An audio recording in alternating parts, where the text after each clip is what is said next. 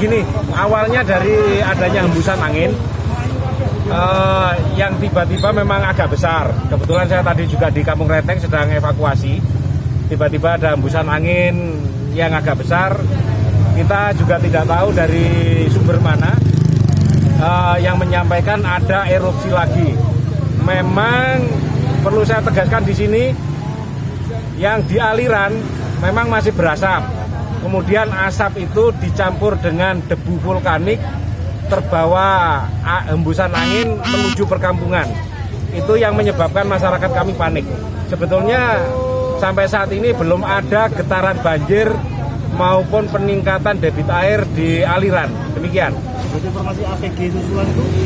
Informasi APG susulan terjadi tadi pagi pukul 04.50 dan berakhir pada pukul 05.50. Jadi awalnya informasi APG itu dengan ketinggian amak 30 mm dan berakhir di kisaran jam 5.50 menit itu sudah menurun menjadi sekitar 17 mm. Artinya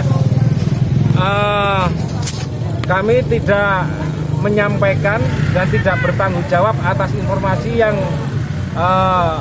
disampaikan bahwa saat ini ada guguran APG.